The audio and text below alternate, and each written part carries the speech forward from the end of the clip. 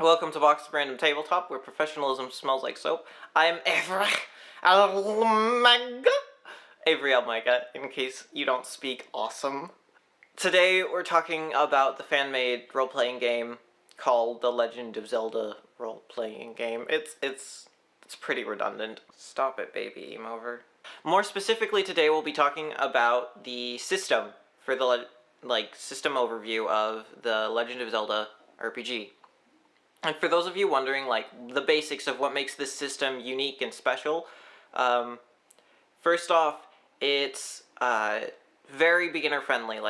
If you haven't played an RPG before, and you've played mostly video games, especially The Legend of Zelda, this is a really great place to start. One of the reasons it's super beginner-friendly is it only uses D6s. Unlike Dungeons & Dragons, which uses D20s, D12s, D10s, D8s, D100s, blah blah blah blah blah. It's very simple. You only need D6s, and we'll go more on that later. It's a familiar atmosphere, and that's really helpful for new players, especially if you're not a big reader either, because it makes it so you can imagine the world a little better, and that makes the game a lot more fun if you imagine these things playing out, because if you're just looking at the paper and the stats and the numbers, depending on the kind of person you are, you're probably not going to be having that much fun. So the next major point of this system is there's no traditional levels, unlike in another system like Dungeons & Dragons, where you kill enough things to get 100 or 200 experience, depending on which edition you're playing. And then you get a bigger stat boost. All of your stats go up a little bit. You pick one primary thing to go up, and then blah blah blah, and your health goes up, and all of that. Instead, you collect essences, is what they're called in this, to level up your skills, or you can get trained by someone to level up your skills, or you can get heart pieces, and we'll go more on that later. And then another thing is it draws from every game in the franchise except Breath of the Wild, because the version that we play, the Beta 3 version, it came out before Breath of the Wild, since that one only came out, a year ago. But if you played anything from Skyward Sword to the original Legend of Zelda, you'll find something familiar in here. And then another thing is the magic and skill system is open.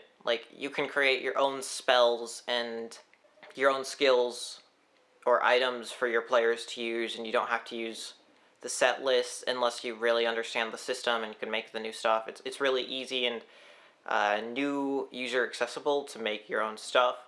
And another cool thing about this system, although kind of funny to do, is you don't have to do it as The Legend of Zelda thematically. The system is simple enough and broad enough that it would work in a lot of other styles. You could do a sci-fi adventure game, and this system would actually work pretty well.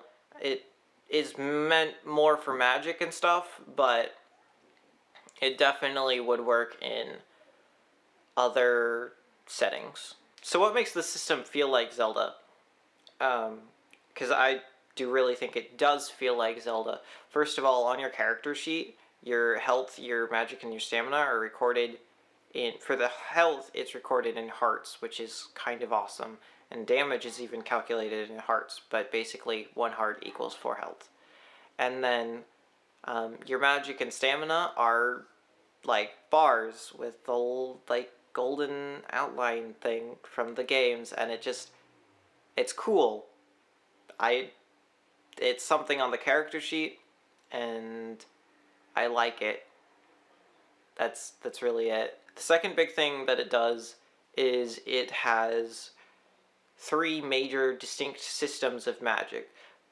First, there's arcane magic, which in this video I generally refer to as spells, which is kind of like the generic fantasy magic where you have fire element and you mix it with the arcane magic to cast fireball and all that. And then there's also wave magic. It's based on songs. It means waves as in sound waves. Whoop, whoop, whoop, whoop, whoop, whoop. So this is, most of the support magic in the game is wave magic, and it's fun because in the Zelda games, almost all of them, you have an instrument of some sort, and it's kind of a cool tie back thing, and it's fun. This is, since this is a game, that's a big thing. It needs to be fun. And the last form of magic is narrative magic, and this includes things like the Master Sword or the Triforce or the Force Sword, which are simply magic. They don't need complicated, detailed rules. They just work, and it's really cool because a lot of fantasy kind of goes overboard with explaining the rules, and I'm the kind of person that likes that likes the detailed rules and everything. But at the same time, this narrative magic system is really cool because it just gives that kind of fantasy aura. And this also includes like masks from the Majora's Mask, or the rings from the Oracle games. Yeah. The last thing is that this system allows for tools really well, and this is what the system calls the items that define the Legend of Zelda, like the hook shot, the bow, the Cane of Ages, just things that you use to solve puzzles and sometimes help with combat, but they really are mostly about puzzles because The Legend of Zelda is an action-adventure puzzle game at heart, and this translates really well into this system. And it does cause some stress for the GM, but we'll get more into that later. Ah, where'd my jacket go? Anyway, so the first thing I said I would get back to is the dice pool, and it's a very simple system. Say your compatriot was getting trapped under a boulder and you had to push the boulder out of the way. So how you would do that is you would declare your action. You say, I want to push the boulder out of the way. It's declare your action. What more is there to it? So how you'd do that is you would find your associated skill, which for pushing a boulder out of the way you'd use athletics, which say your character has a 3 out of 5 in athletics. And then you'd find the associated attribute, and your character has a 2 out of 5 for brawn, which would be what you use. And then if your character has a virtue of power 1, then you could apply that. And then if you had some extra individual dice for character, race, or whatever, you would add that, but we don't. So from the 3 from athletics and the 2 from brawn and the 1 from your power, you would have a total of 6 dice. And so you would roll all 6 dice. You check the numbers. Anything that is 1, 2, or 3 is a failure, and anything that is 4, 5, or 6 is considered a success. And so it works as a 50-50 system. So if you want, you can even do this with dice, or you can even do this with coins. Say you get 4 successes out of 6 of the dice you rolled, which would, unless it was an extremely large boulder, you could roll the boulder away and save your companion. And that's an example of how the dice pool works. Terrible transition, let's move on. I don't know. Terrible transition to terrible transition. You guys are welcome. So how do races and classes work in the Legend of Zelda RPG? First of all, there aren't classes. You just have races. Your classes are decided by your stats. So if you want to switch from being a warrior from early game to a mage late game, you can do that because there is no class system. And the races are split into 2 distinct groups, human races and allied races. Human races include things like Hylians, Terminians, and Bruto, and the allied races include the other things like the Koroks, or the Zora, or the Gorons, and mechanically they are different. So the human races have no weaknesses, but their racial abilities are fairly weak. Like Hylians, when they listen to the voice of another person, they can tell if they have a virtue and what that virtue is. Or the Terminians get +1 to all narrative magic. And then the allied races have very big weaknesses, but they also have huge advantages. Like Zora, for example, take double damage from both fire and ice type attacks. But they also get full control underwater, basically, so they can adjust their buoyancy, they can swim super fast, and they can breathe underwater, and they can glean information from electric currents, since they're so sensitive to electricity. And Gorons have the ability to glean information from nearby rocks, they have the ability to eat rocks, they have their rolling evolving attack, and they take half environmental damage. But they have -5 buoyancy, so they'll sink 5 squares underwater every turn, and they only get 2 movement at the start instead of 3. So in The Legend of Zelda RPG, you progress in 3 main ways. You either increase your resources, your skills / attributes, or you obtain tools and spells, like in the Legend of Zelda game. So hearts, stamina, and magic are increased like you would increase your hearts in the Legend of Zelda video games, where you would either collect pieces and get 4 of them, and then you get 1 full extra section of that, or a boss could drop like a heart container or a stamina vessel or a magic. And skills work in kind of the same way, where except for mini bosses, when you kill a mini boss, sometimes instead of an item, it'll drop what the game guide calls a minor essence, where you will get to increase 2 different skills or the same skill, GM discretion. Sometimes you don't even get to choose. It's totally up to your GM.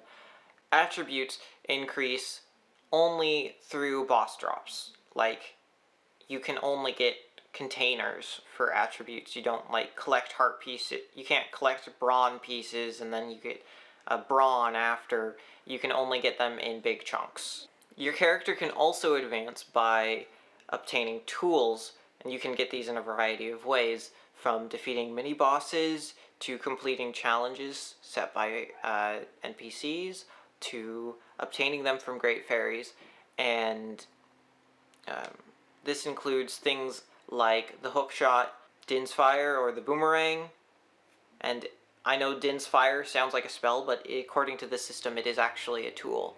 Your character can also obtain equipment, and this is things like new weapons, duh, and new armor, or like specialized armor like the blue tunic from Ocarina of Time.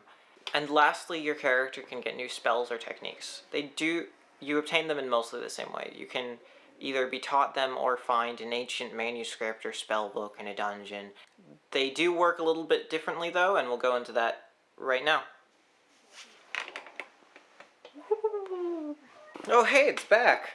So spells in this system work a little bit differently than they do in other systems. Where in other systems it's a set effect and range and all of that, in this one you build your spell out of a table of effects. And that's really less complicated than it sounds. Actually, it tends to make spells simpler than they would be in other systems.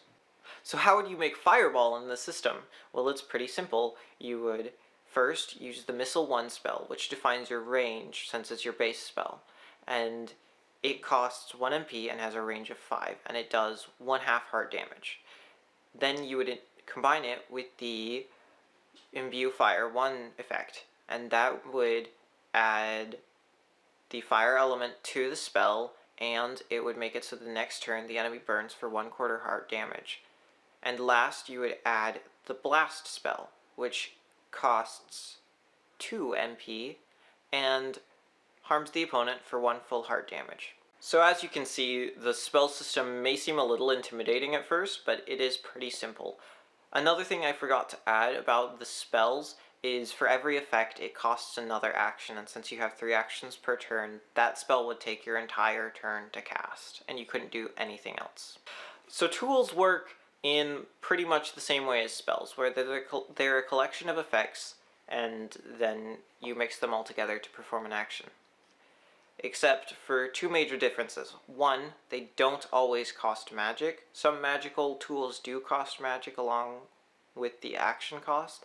And the other thing is, unless the tool specifically says, even if it has multiple effects, it doesn't cost multiple actions. So texts work a little bit differently than tools and spells, in that they work basically the way abilities work in other systems, in that you pay a set price, in this case stamina, or rarely, I believe, there's some texts that cost MP for a set effect. Now for one of the scariest parts of the system, the GM responsibility. Although it can be low if you need to, it tends to be very high. Now the GM is called the Sage, as a reference to the Legend of Zelda series. But to fully exploit the system, the Sage has to do so much. They can make weapons and armors and tools pretty easily. Even enemies are pretty easy to make with the Mook system, which is just you select a number and then that's the thing's stats. It's pretty simple. But the big thing for the Sages that is unique to this system, they still have to do social interactions and all of that, is they have to create dungeons. Like full dungeons with individual rooms and hopefully puzzles and encounters and treasure, and it's honestly kind of overwhelming. So if you want to be a GM for this system, you might want to be creative or see if you can find some online pre-made dungeons. So as a general overview of the system, what are my personal likes and dislikes? One thing I like, or the things I like, include it's very simple. The advancement is quick and easy. It definitely accomplishes the goal of feeling like The Legend of Zelda. And the character sheet, you'll see it in another video, is very well designed, at least the alternate one we use. And it's very easy to understand too. Although I wish it had a little bit more room for items. It's kind of compact. Don't be afraid to just make a second piece of paper to keep track of all of your items and stuff. My dislikes, however, there are only 2 of them, but they are quite large. Firstly, the Sage responsibility is incredible. It's so high. And the second thing is that there isn't much content in the system. It was made by a fairly small group of people, and it doesn't seem like over a long period of time. And I think these people did a really good job at what they did make, but it does seem limited. And that's one of the reasons that I wanted to make this popular, like get people to listen to it, because both of those things would be fixed if this got a fan base with more homebrews and more just people coming up with their own things and posting them online. People can take what they like, and it would be really cool because like people would make their own dungeons, and then other people could use them in their campaigns, and all of that lack of content would be mostly solved. Oh, and there is one other thing that is kind of a dislike, but kind of just a result of the system being made a while ago, is it doesn't include anything from Breath of the Wild, and a lot of the stuff from Breath of the Wild would look awesome. Like the elemental weapons, the guardian tech and stuff would just be cool looking, and I don't know. That's another thing that people could fix. So play the thing and make my experience better. Thanks for watching!